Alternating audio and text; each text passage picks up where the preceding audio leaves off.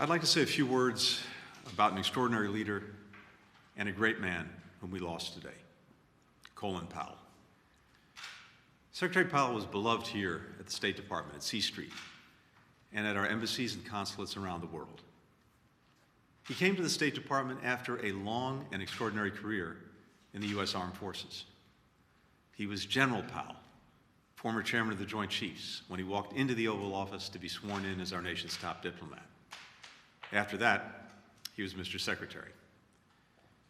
He gave the State Department the very best of his leadership, his experience, his patriotism. He gave us his decency, and the State Department loved him for it.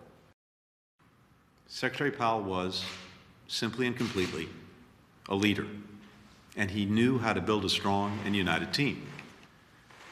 He treated people the way he expected them to treat each other, and he made sure that they knew he would always have their back.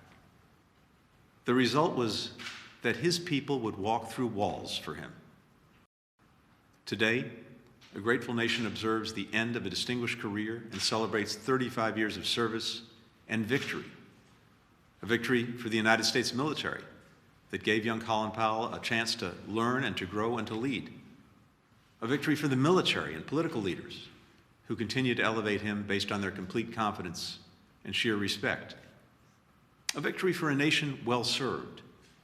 And in a larger sense, a victory for the American dream, for the principle that in our nation, people can rise as far as their talent, their capacities, their dreams, and their discipline will carry them. And he believed deeply that America was an exceptional nation, that we could and should lead with confidence and humility, and that the world was safer when the United States was engaged and its allies and partners were united. Future military leaders and diplomats will study Colin Powell's work, like the Powell Doctrine, that hammered out criteria for when and how the United States should use force, and his support for expeditionary diplomacy, diplomats and military working together to bring stability to high-threat environments. He was a man of ideas, but he wasn't ideological. He was constantly listening, learning, adapting. As is probably evident by now, I was a huge admirer of Secretary Powell's. I always will be. And he was very generous with me. This past 4th of July, we spent a few precious hours together, talking about the State Department, discussing all the challenges we're confronting around the world. Two things were clear.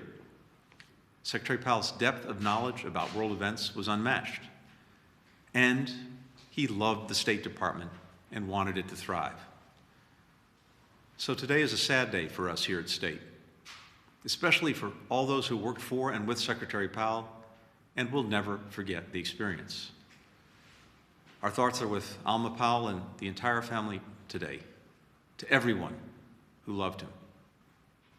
Colin Powell dedicated his extraordinary life to public service because he never stopped believing in America. And we believe in America in no small part because it helped produce someone like Colin Powell. Thank you, Mr. Secretary.